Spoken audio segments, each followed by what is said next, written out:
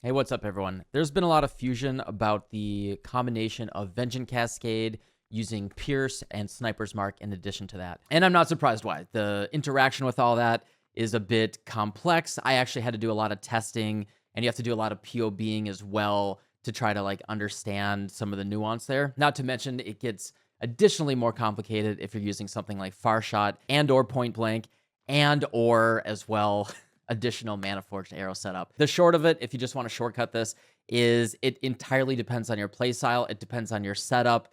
You have to double check everything in POB, and it also depends on how you like to position your character and what you're doing. There is no absolute, actual, this is the best. I do want to make an argument for my setup here. I've done a lot of testing for my build and what feels best for me, and this is what I like, but it is not, explicitly the best, because there's so much variety in how you put your character together and all that. I'm going to be talking all about this through the lens of a bow build. It has additional complication because of Manaforged Arrow specifically. Other skills might not care about Pierce and Chain and all that as much. Also, if they're not Deadeyes and pure projectile based, something like Frostblades, this can be very different calculation. So the big thing here is we have Vengeant Cascade, which when you shoot some arrows out, well, this is all of my arrows. You can see my crazy setup is when you shoot, I have Manaforged here triggering additional arrows.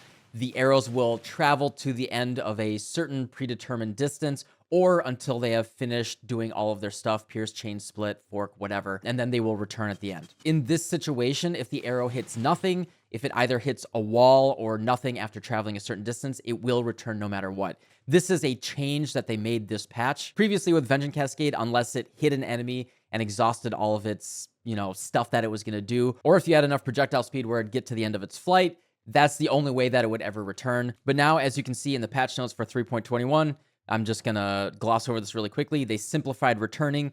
Previously, it wouldn't always return. It was only at the end of flight. Now, if there's any way that it can return, basically, it always will. As you know, Vengeant Cascade is absolutely cracked right now. So in the simplest setup right now, you want to have at least one pierce. So the idea is that the projectile will go through the enemy. It will pierce them, go to the end of its travel, and then come back through the enemy. It will always return to your character, so it will return through the enemy back onto your character. You can see that I'm going to shoot in a straight line. If I have pierce, it'll go through the enemy and then pierce them, go to the end of its flight, and then come back for a double hit. Just straight up doubling my damage. This does get significantly more complicated by using Farshot, which Deadeyes usually do. Particularly if you're doing single target, you want to use Barrage, gives you that laser for really, really good single target. And this is the simple setup. If you have one pierce, if you have Vengeant Cascade, doubles your damage, you're good to go. However, as we know, many bow characters tend to default to using Sniper's Mark.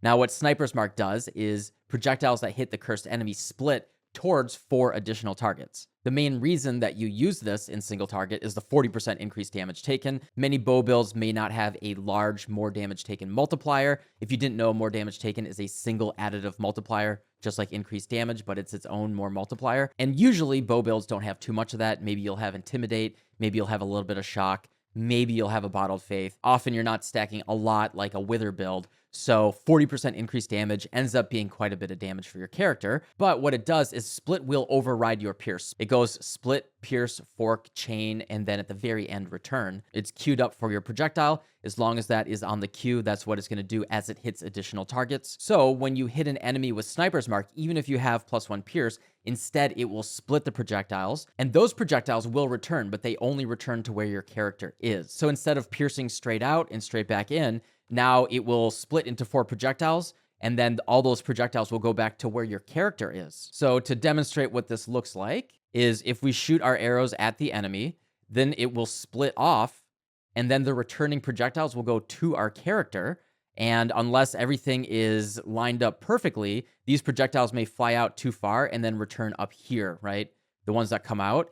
And none of the returning projectiles from the Sniper's Mark actually hit the enemy. So you're losing the entire double damage from Sniper's Mark. Now, this can obviously get solved if your character is standing basically right on top of the enemy. And if the projectiles split off, right, projectile right on, projectile split off, and then they return back to your character, basically no matter what, the projectiles will hit the enemy a second time. Now, all of these 4 individual projectiles that come off of the enemy right here, they do effectively count as just one projectile, so you can only get that one additional hit. However, each hit will have the 40% increased damage taken. But if that 40% increased damage taken isn't more than some other curse that you could have, then it's not giving you more damage than just having +1 pierce, getting that full single target damage, right? So the argument would be for using a different curse. For my deck stacking Ice Shot build right here, the curses that I would really be looking at are Sniper's Mark, Assassin's Mark, or Elemental Weakness. This is going to get kind of complicated, so just try to follow along step by step. Basically, what we're comparing here is, since I already have +1 pierce, we are assuming that I'm going to be hitting double damage no matter what. Either I'm standing right on the enemy with Sniper's Mark, the projectiles are going to return, I get the double hit, or I have the +1 pierce anyway. So whether I'm using Assassin's Mark or Elemental Weakness, I am getting the full value from that double hit. So I have my projectile travel distance set to 70. I have just a 5% shock because I have a little bit of lightning arrow going on, and I have far shot right here to get the most value for the 60% more damage multiplier. So in this situation where I'm able to hit them twice at max range, and I understand the range thing with the Sniper's Mark. We're getting into that detail in a little bit. Basically, just want to be comparing like, okay, Sniper's Mark has me at 28 million, Assassin's Mark has me at 24 million, and Elemental Weakness has me at 27.8 million. This is really interesting, right? You do want to be comparing all of these different setups. Now, there are two things here that really complicate it where it comes to your play style and what's actually going on. The cool thing with Assassin's Mark is I can always be at maximum distance, right? Because I have +1 pierce, with Assassin's Mark, I will be standing at the very maximum distance, keeping the enemy over here for the 70 range. The initial hit coming out will do full damage, and then the returning projectile will have traveled 70 distance as well for the full 60% more damage on far shot, right? Whereas if I had Sniper's Mark, remember the projectiles will come out of the enemy. Those returning projectiles, good chance that they won't actually hit the enemy. So we get the 40% increased damage taken, we lose the crit multi from Assassin's Mark, and we probably lose the double damage from Vengeant Cascade because those split projectiles probably won't be hitting the enemy. However, to do a real apples to apples comparison, this is where it gets a little bit extra complicated. Since Sniper's Mark has to be melee range to get the maximum value, we actually have two different damage numbers here. And this actually gets extra complicated on my build because I am stacking Arcing Shot for 50%. I actually stacked two of them for 100% increased damage and 200% increased crit at maximum travel distance. Assuming melee range with Sniper's Mark, right, we want to start off our first hit with a projectile travel distance of 0. And this is actually less damage because of far shot. We see 11.3 million DPS, but if we go to 70, we see 28.9. And since we're double hitting with the Sniper's Mark, we actually have to add those two up for our actual damage. We have 11.3 plus 28.9 for 40.2 million DPS. Whereas with Assassin's Mark, and the other thing is you may not want to have Pierce. Pierce is not absolutely mandatory for Vengeant Cascade because no matter what, if your projectile misses, it will still return. If you have chain, can chain out and then return at a different angle, still hit enemies that it may not have hit. I've actually found that Pierce is not necessary in specific circumstances, especially if you're using melee Sniper's Mark. It's not critical, but it does feel a little bit better at higher density maps. Whereas Assassin's Mark, which we can always stand at max distance, and with +1 Pierce,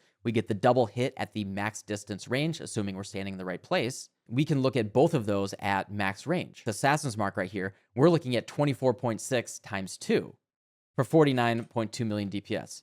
Obviously, that's much better. That's very, very good. Probably what you want to be doing most of the time. And then Elemental Weakness right here is actually giving us 55.8 million DPS because we can still stand at max range and we get the full curse effect. We're not relying on mark on hit or anything like that either. However, this is the condition where we're manually casting it, which, you probably don't want to be doing, especially if you're blasting maps. But I just want to throw that in as an alternative that also is showing more damage in the setup. So I do think Assassin's Mark with +1 Pierce is usually the best case.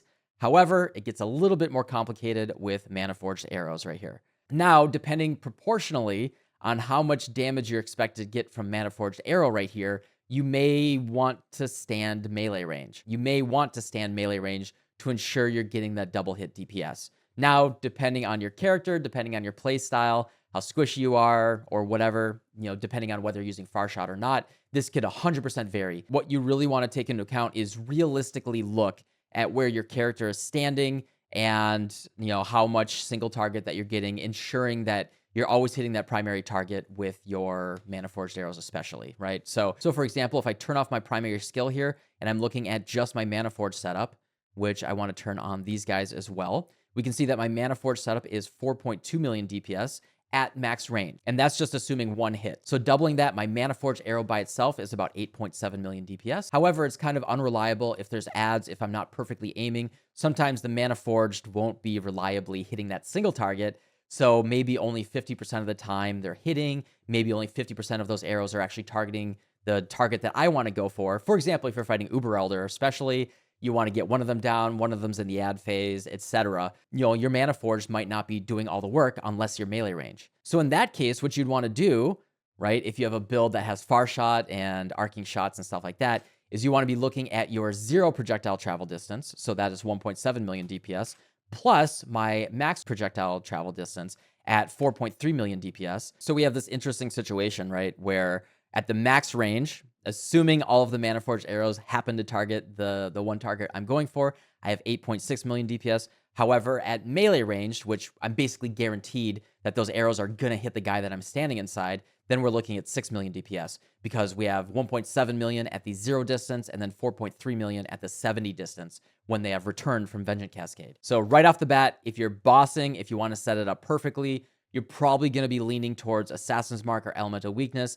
depending on your setup. And yeah, maybe you're not going to rely on the Manaforged anyway, but you're going to min-max your single target on your main skill. The Manaforged is just like a bonus. Sometimes it's hitting, sometimes it's not. And that's assuming you're always standing perfectly at max distance, right? Now, what do most bow builds do? What do they mostly specialize in? And that is mapping, especially high-density mapping that has lots of scary rares. Do you know what's really good? Especially if you're popping legions, if you're doing breaches, anything like that, 100% delirious maps, if you're absolutely blasting and juicing your maps, do you know what's better than that one rare taking a little bit more damage? Shooting that one rare and 4 more projectiles coming out. Especially every projectile from your Manaforged is also going to split. So if, for example, I stand melee range and I happen to hit with all of my skills, which right now I have Burning Arrow, 2 Ice Shots, Lightning Arrow, Puncture, and Frenzy.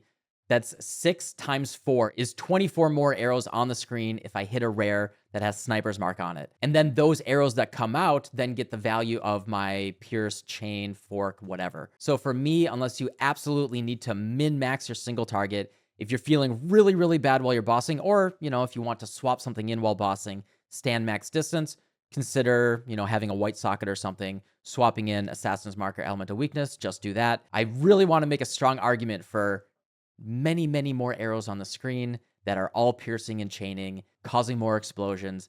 That's what's going to lead to better clear and feel better. And it's still going to be solid DPS. Just to really drive the point home, however, just to show the point with like the crit multi that I was talking about earlier, just to illustrate the point here, if we had 10 base damage times 1,000 damage multiplier times a 10 damage more multiplier, that would give us 101,000, right, off of our 10 base damage. So just a 10 flat increase to this one multiplier.